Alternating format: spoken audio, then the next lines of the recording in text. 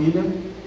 Todas as vezes que nós nos reunimos aqui para celebrar a Santa Ceia, é o momento da família celebrar em conjunto, por isso que as crianças estão aqui, né? Então celebramos todos juntos em família, é o momento da Santa Ceia do Senhor. E eu queria também dar uma orientação para os papais e para as crianças também, uma orientação para as crianças agora, atenção aqui, ó, atenção aqui para mim, ó, vocês estão vendo que tem ali uma mesa preparada, né? Aí na hora, né, pãozinho e vinho, né, o pessoal fica animado, opa, é a hora do lanche. Não é a hora do lanche. Esse momento aqui, né, que nós vamos celebrar, é um momento muito importante para a igreja do Senhor. É um momento em que Jesus instituiu para que nós lembrássemos sempre do sacrifício que Ele fez por nós na cruz. Então vou pedir uma ajuda das crianças. Esse é um momento santo, é um momento sagrado, é um momento solene da igreja, né? E eu sei que as crianças ficam doidas para pegar um pãozinho e um copinho de sumo de uva. Eu sei que ficam. Mas eu vou pedir para as crianças hoje, tá bom? Esperarem. Vamos ter o momento da Santa Ceia. E depois, no final do culto, sobrando pão, sobrando um copinho ali de sumo de uva, aí sim, com a orientação do Valteno, da Isabel, vocês podem pegar, se eles permitirem, mas tem que primeiro pedir permissão, tá bom? Para o Valteno e para a Isabel, ok? Combinado? Beleza. Então vamos aqui para a palavra do Senhor nessa manhã. Vamos abrir a nossa Bíblia em Deuteronômio, no capítulo 6. Deuteronômio, capítulo 6, versículos 1 a 9. Hoje nós vamos falar sobre família, né? É o culto da família. A pastora falou, prega sobre família. Um prazer enorme falar sobre família. Adoro, amo a minha família e sinto um prazer muito grande em falar sobre esse assunto, que na verdade é vital, né? Vital para a sociedade, para o mundo. Famílias saudáveis. Então é sobre isso que a gente vai falar hoje. Deuteronômio, no capítulo 6, versículo 1 a 9. E eu leio aqui a palavra do Senhor. Acompanha a leitura. Eu vou ler aqui na versão revista e atualizada, mas eu trouxe uma outra versão aqui também, que eu vou utilizar durante a mensagem, tá bom? Para a gente entender mais claramente o texto. Deixa eu só voltar aqui. Opa, saiu. Pronto, já está. E diz assim a palavra do Senhor.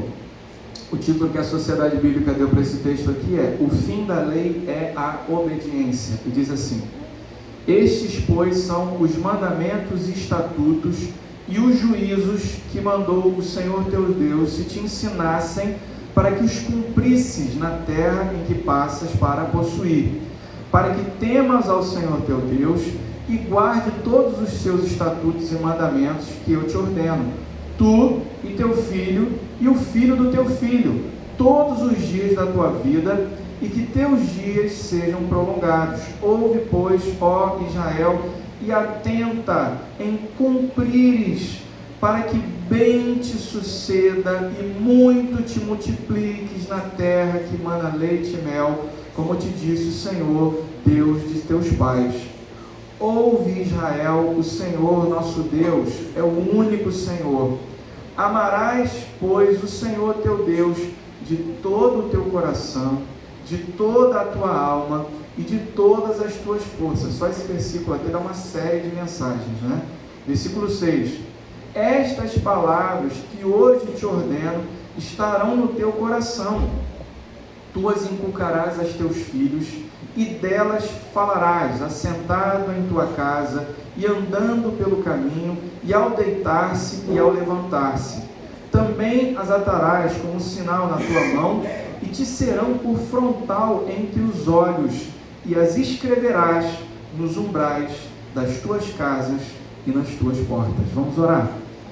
Senhor Deus e Pai, nessa manhã estamos diante da tua palavra, que é lâmpada para os nossos pés, que é luz para os nossos caminhos, e te pedimos, ó Deus, que o Senhor realmente ilumine a nossa mente e o nosso coração, que ao ouvirmos a tua palavra nessa manhã, não sejamos resistentes, não sejamos omissos, mas sejamos prontos para ouvir e viver.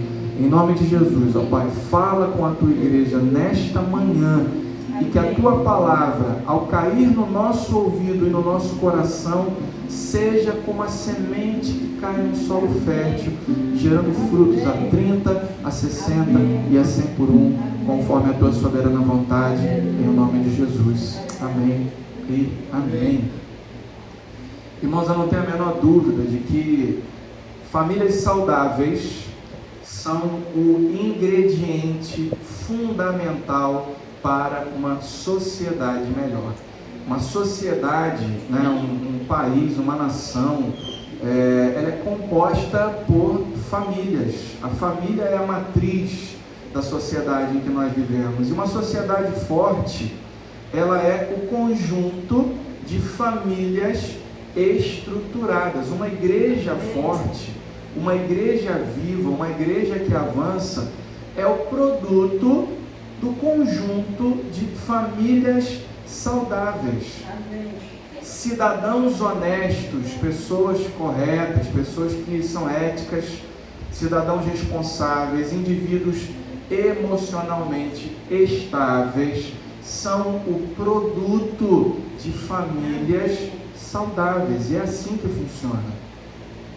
A gente vive num tempo hoje, né, onde há uma descaracterização do modelo, da estrutura familiar, né, e com isso há uma descaracterização da sociedade. A gente vive um tempo difícil, socialmente falando, produto desses desajustes familiares do tempo em que a gente vive, né? A gente, quando fala de família, a gente pensa num modelo, né, numa estrutura familiar, pai, mãe e filhos, mas a gente sabe que existem outros grupos que são família também. Há pessoas que foram criadas pelos tios, né?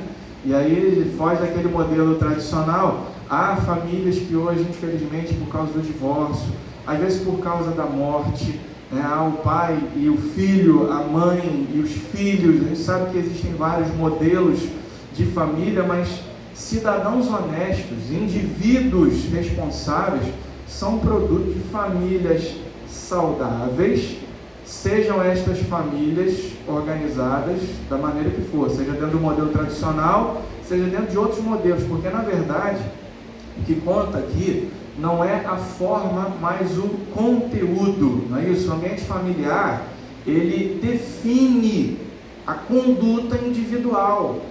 Aquilo que eu aprendo ao longo da minha vida é aquilo que eu reproduzo, é aquilo que eu vou passar para frente. As feridas que são provocadas no seio familiar são feridas que vão gerar a gente sangrar em outras pessoas às vezes.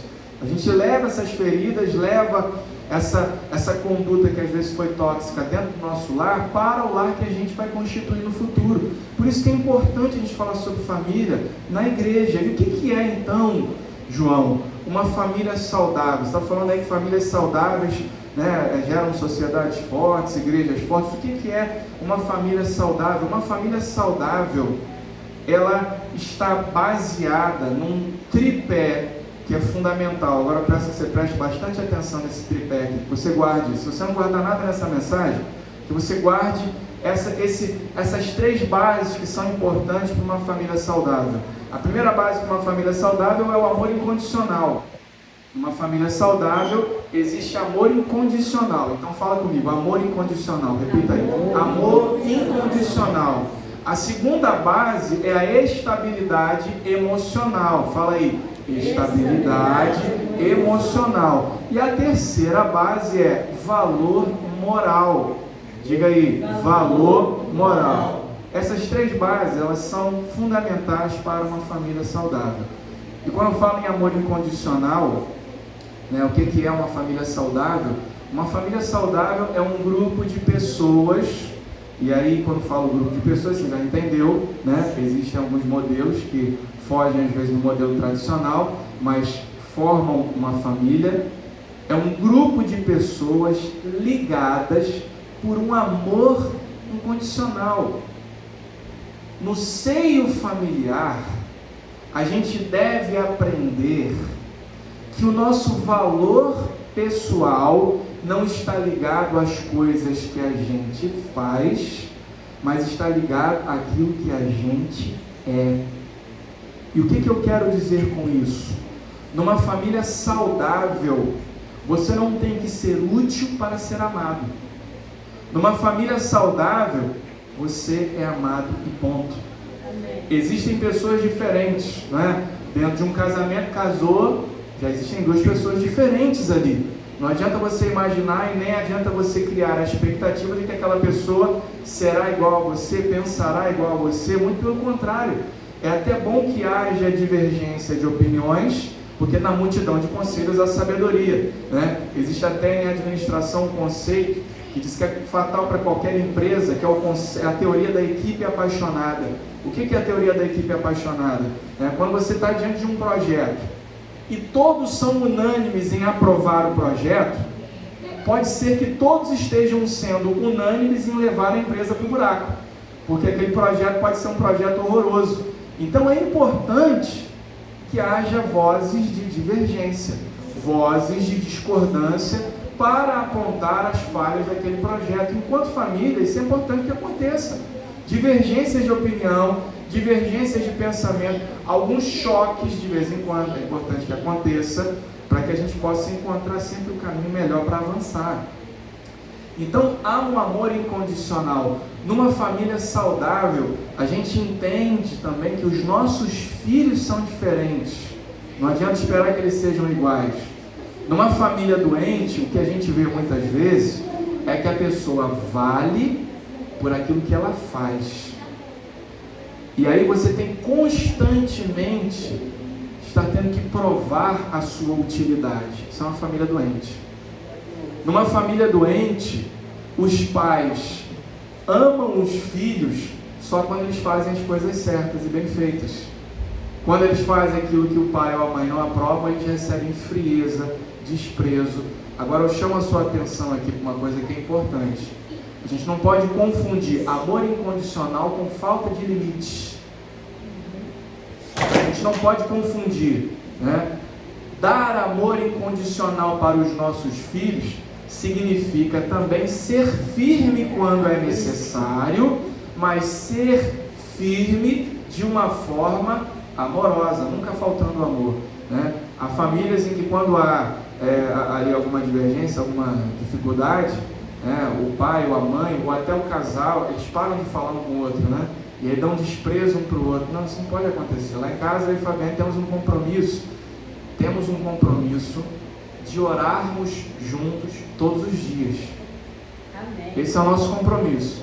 Passa o dia inteiro e tal, mas à noite, quando a gente vai se deitar, nós oramos juntos. E aí tem como terminar o dia brigado um com o outro? Não dá, né? A gente tem que orar junto, então a gente tem que resolver antes da oração, tem que acertar os ponteiros, né? Divergências sempre acontecerão, mas a gente tem que desenvolver essa capacidade, essa habilidade de entender que há diferenças. Os nossos filhos são diferentes. Em famílias doentes há sempre uma comparação, né? Ah, por que você não é igual ao teu irmão? E nunca será. As nossas filhas são diferentes. Letícia é diferente da Luísa. E a gente vê características boas na Luísa e defeitos.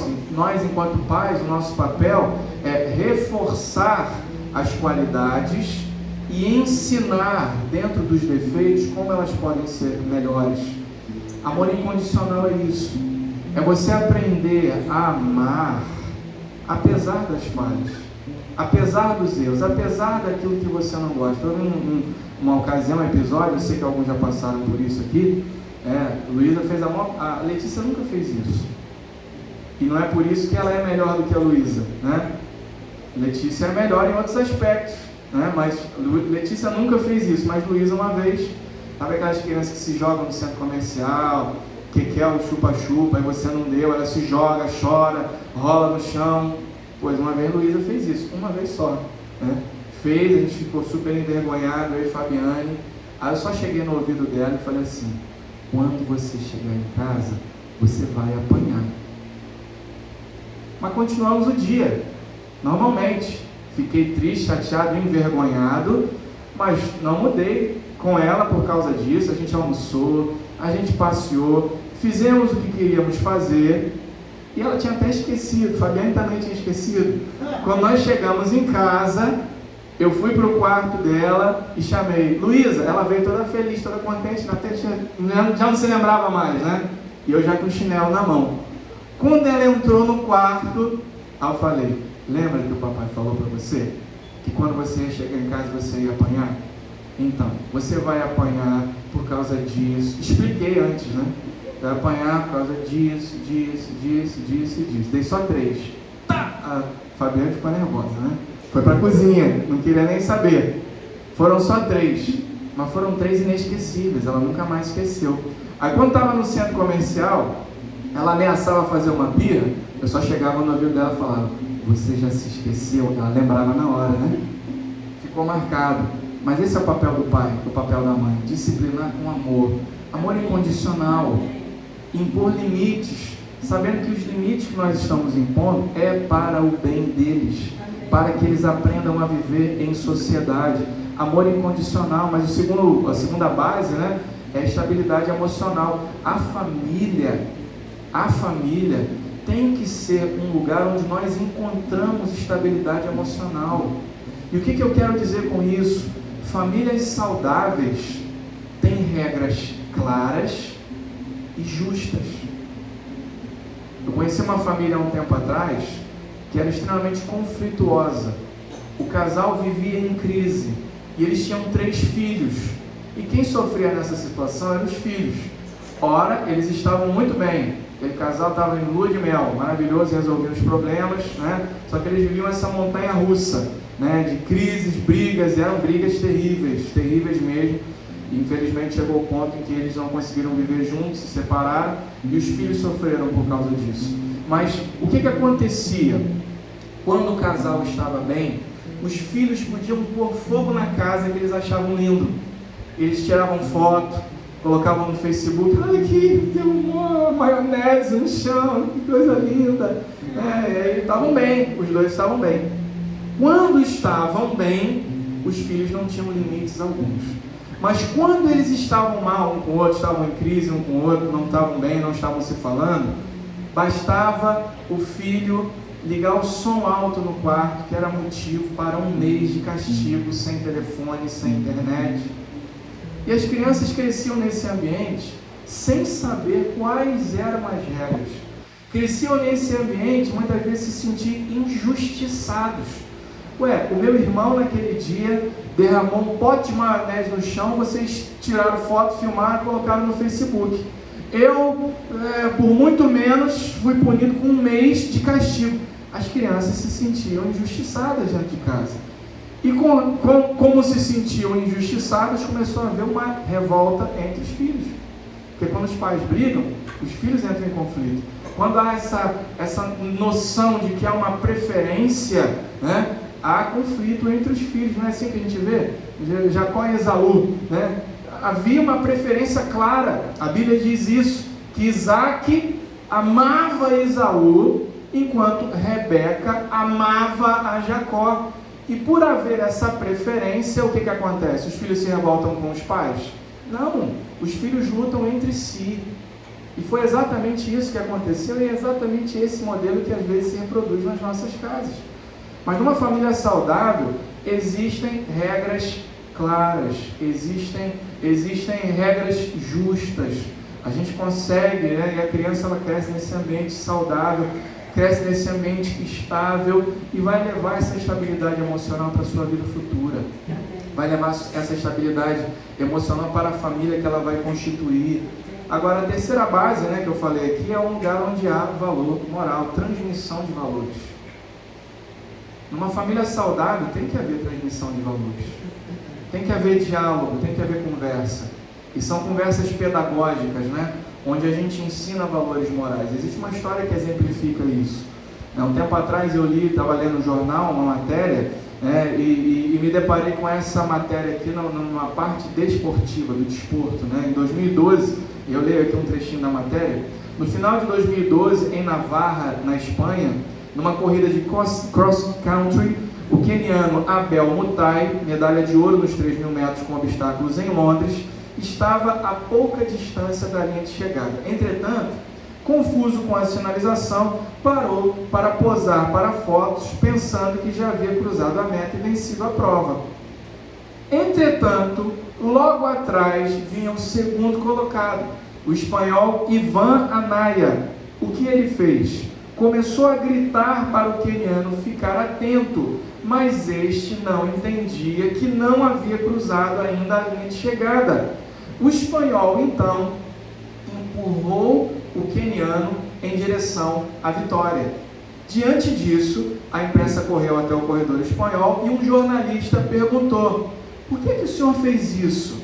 E o espanhol replicou: isso o quê? Ele não havia entendido a pergunta. Então o jornalista insistiu: por que você deixou o queniano vencer? Eu não o deixei vencer. Ele iria vencer. O jornalista, porém, insistiu e disse que ele poderia ter sido o vencedor, se aproveitando da distração do queniano. Mas o espanhol respondeu: mas qual seria o mérito da minha vitória? Qual seria a honra do meu título se eu vencesse desta forma?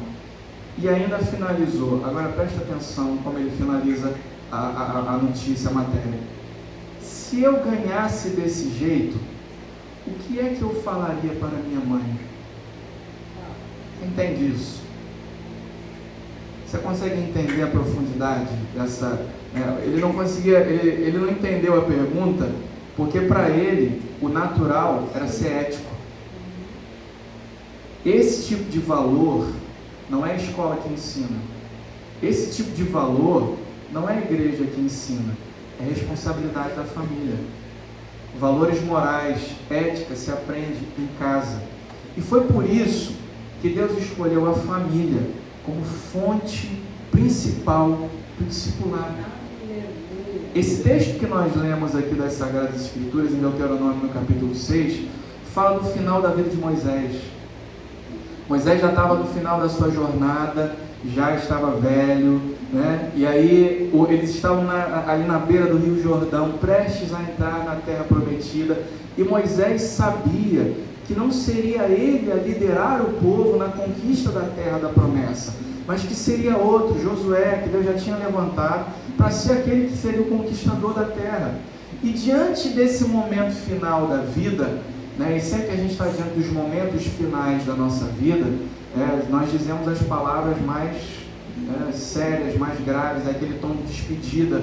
Quando a gente lê a segunda carta de Paulo a Timóteo, Paulo já sabia que ele estava sendo derramado como oferta de libação. Ele fala isso, ele usa essa expressão. Ele fala: eu sei que está chegando o final, eu corri a carreira, eu completei a carreira, guardei a fé. Ele sabia que estava chegando próximo do fim. Então essa segunda carta de Paulo a Timóteo tem um peso diferente das outras. São talvez as últimas palavras do apóstolo Paulo.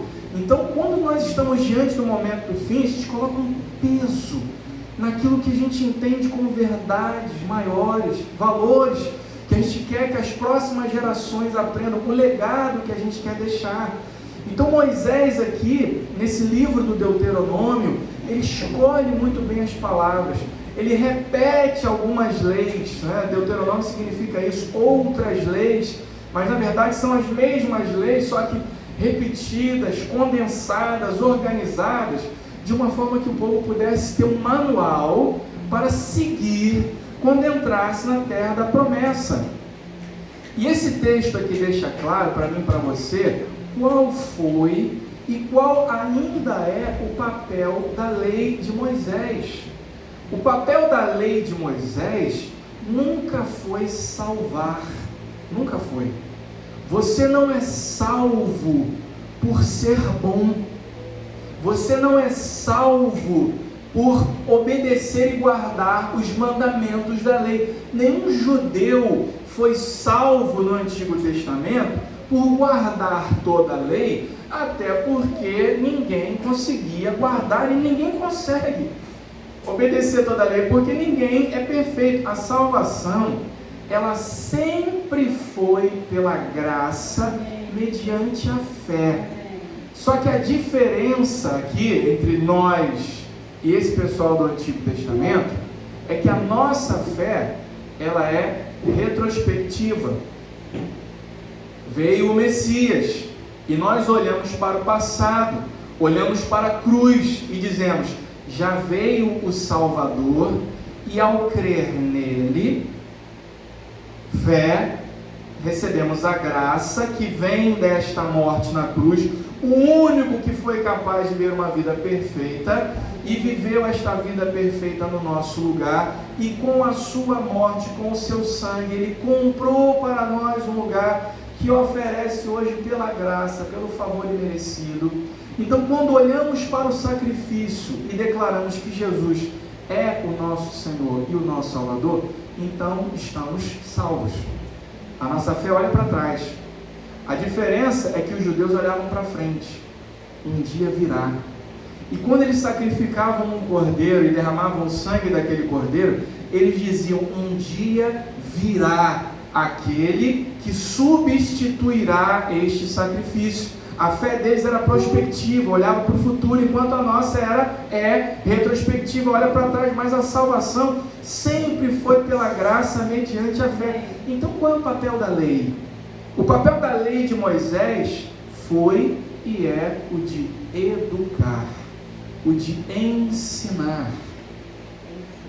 Em Gálatas, no capítulo 3, versículo 24, há uma comparação aqui que Paulo usa, que é muito forte. Ele compara a lei a um tutor, um aio, uma babá que vai nos conduzir até Cristo. Há esse papel de ensino. Em Romanos, no capítulo 6, nos versículos 15 a 18, o apóstolo Paulo fala que nós não somos salvos por fazermos coisas, mas aquele que é salvo deseja viver em obediência. Ele fala: que diremos, pois, à vista dessas coisas? Vamos viver então em pecado, uma vez que a graça é maior do que a lei? Não, muito pelo contrário. Uma vez alcançados pela graça, nós vamos atentar para a palavra, vamos atentar para a lei, porque queremos que a nossa vida seja um reflexo para o mundo daquilo que Deus espera. Queremos que a nossa vida seja um farol. Queremos que a nossa família seja um farol para uma sociedade em decadência. E de acordo com Moisés aqui, qual deve ser o lugar então onde começa esse discipulado? É no seio da família. E eu quero ler aqui para vocês alguns versículos que eu li, de Deuteronômio, e diz assim, no Deuteronômio no capítulo 6, eu vou ler aqui na nova tradução, na linguagem de hoje, e no versículo 6 diz assim: olha, guardem sempre no coração as leis que eu lhes estou dando hoje, e não deixem de ensiná-las aos seus filhos. Repitam essas leis em casa, fora de casa, quando se deitarem, quando se levantarem. O papel da família aqui, segundo Moisés, é ser o centro do ensino para que a escola, a igreja e a sociedade sirvam de espaços de serviço. Aprendemos em casa para servir na igreja. Aprendemos em casa para sermos sal e luz na sociedade. Entende isso? É a família que tem esse papel central no ensino discipulado. Alguns anos atrás, eu e Fabiane, nós aprendemos, assim, já conhecíamos essas verdades, mas a gente teve uma experiência que mudou nossa maneira de ser família. A gente recebeu um missionário na nossa casa.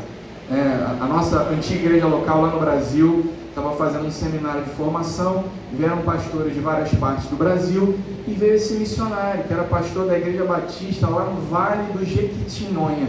Não sei quantos aqui conhecem o Vale do Jequitinhonha, é uma região ali entre Minas e a Bahia, muito pobre, e ele foi servir nessa igreja lá no Vale do Jequitinhonha, pastor José Roberto. Mas antes disso, ele havia sido missionário em 9 outros países da África.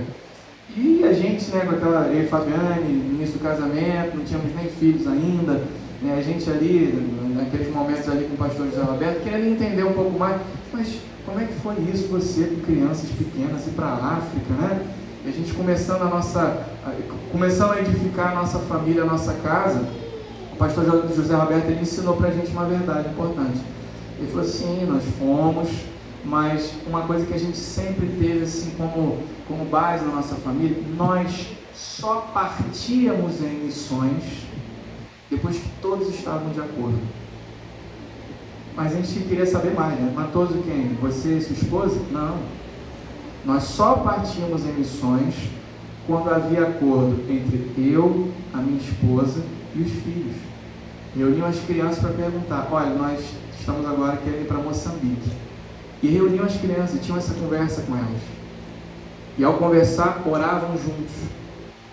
Ao orar, consultavam a palavra do Senhor juntos. E todos tinham que dizer, sim, vamos. E aí eles tinham a direção de Deus. E consultavam todos, até do menor ao maior.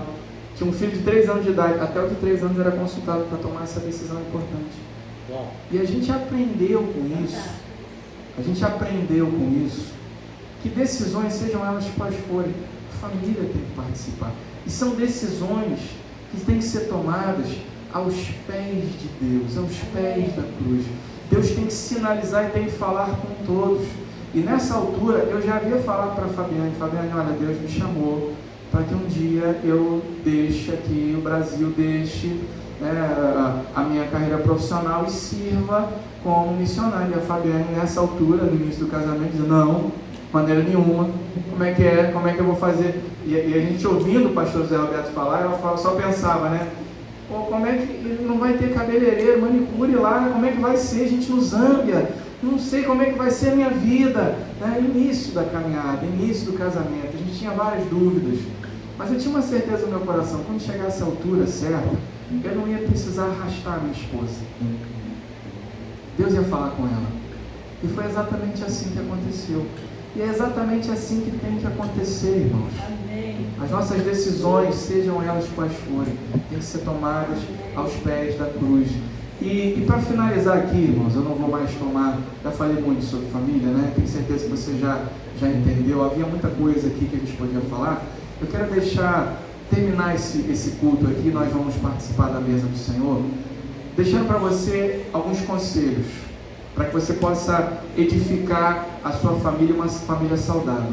O primeiro conselho que eu quero deixar para você aqui, está aqui nos versículos 1 a 3, eu vou ler aqui na tradução da nova linguagem de hoje, diz assim, a nova tradução da linguagem de hoje, quando o texto diz assim, né, Moisés disse ao povo, são esses os mandamentos e as leis, versículo 1, que o nosso Deus mandou que eu ensinasse a vocês. Portanto, obedeçam a esses mandamentos na terra que vão entrar e que vão possuir. Temam o Senhor nosso Deus, vocês, os seus filhos e os seus netos, e cumpram sempre todos os mandamentos e leis que lhes estou dando, e assim vocês viverão muitos anos. Agora preste atenção no versículo 3.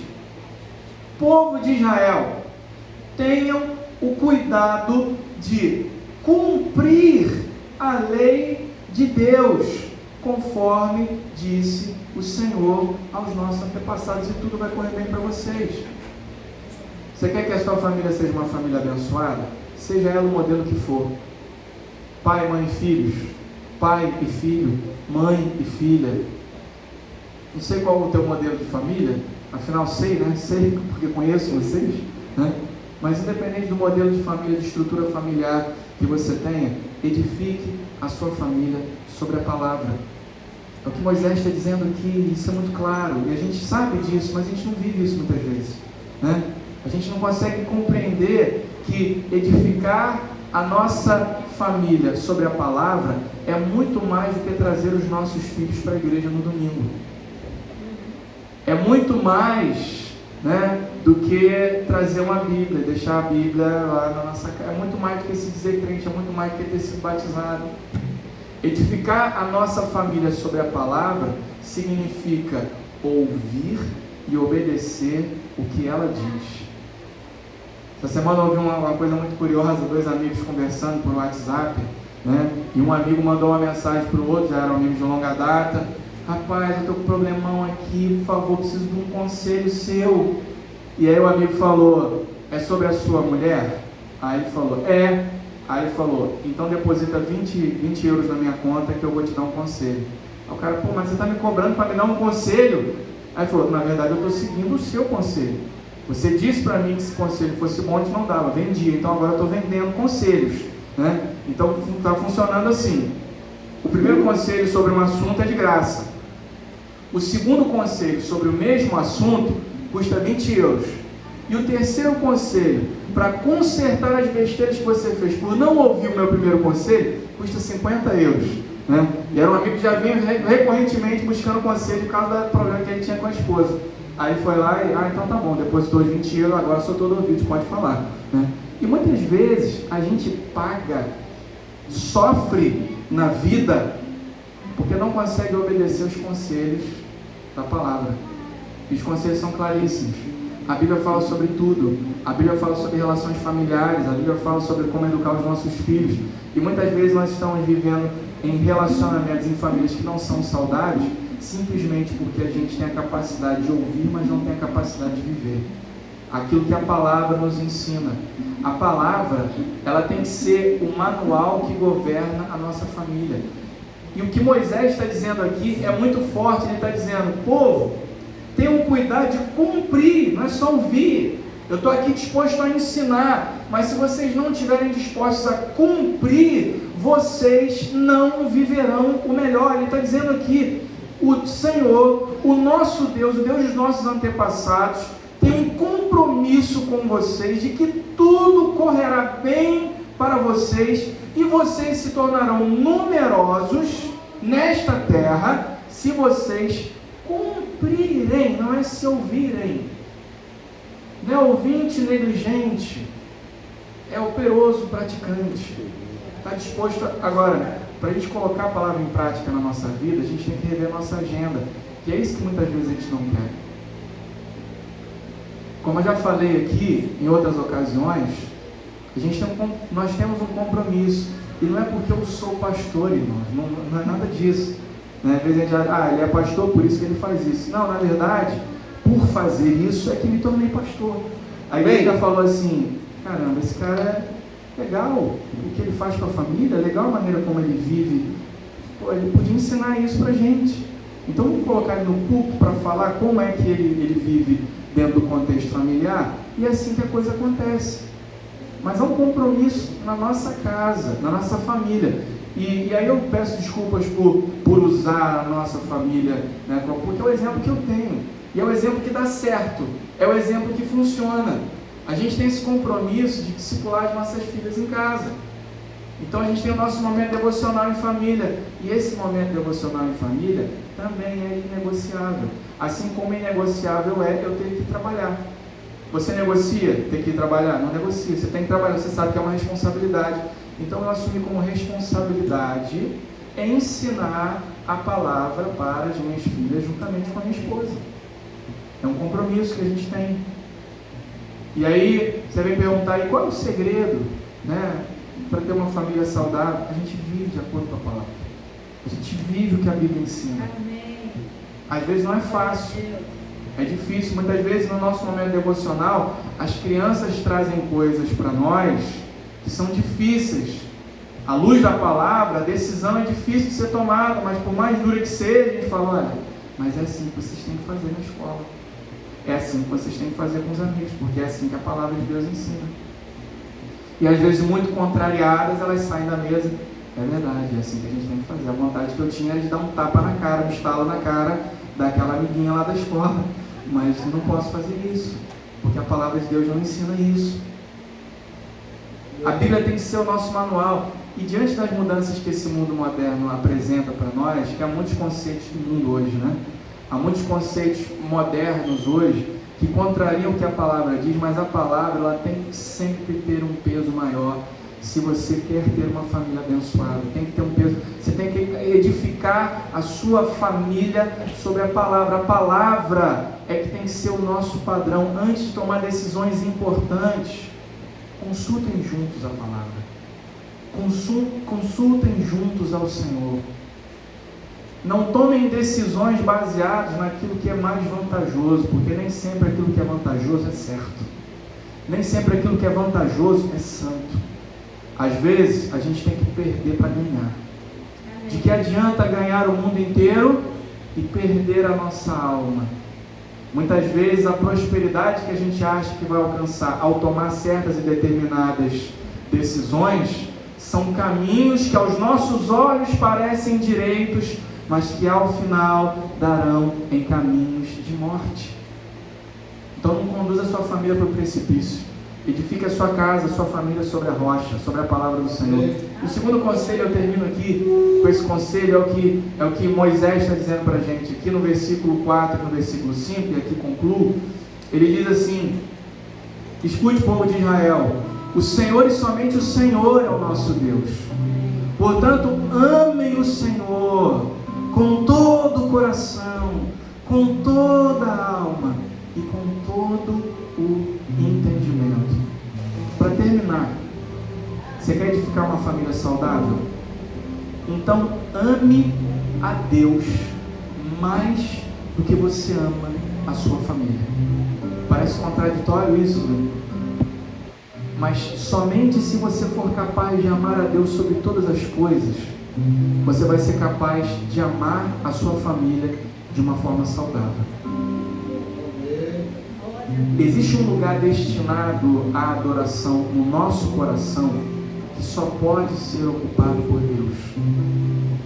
E quando esse lugar está sendo ocupado pelo nosso cônjuge, a gente vai direcionar para o nosso cônjuge um amor que não é saudável. Vai ser um amor doentio, vai ser um amor sufocante, vai ser um relacionamento frustrante, porque aquela pessoa nunca será capaz de satisfazer esta necessidade que somente Deus pode satisfazer. Somente Deus estará lá sempre que você precisar. O seu cônjuge vai falhar com você em alguns momentos. E quando a nossa expectativa está nele, está nela, não tem como ter um relacionamento saudável. É Deus que tem que ocupar esse lugar no teu coração. Quando o teu filho, a tua filha ocupa esse lugar no teu coração, você vai estragar ele, vai estragar ela, com super proteção, com excesso de zelos, com excesso de cuidados, e essa criança vai virar um adulto irresponsável, vai virar um adulto insuportável. Seja capaz de amar a Deus sobre todas as coisas. Só assim você vai conseguir amar a sua família, de verdade. Só assim você vai ser capaz, quando Deus estiver no trono do teu coração, você vai ser capaz de experimentar a verdadeira alegria independente das circunstâncias. Porque Deus é o único que não muda nunca. E apesar das circunstâncias mudarem, Deus permanece sempre fiel. E quando você passa pelo vale da sombra e da morte, se o seu amor, se a sua alegria estiver nele, você será capaz de encontrar contentamento e satisfação em qualquer situação.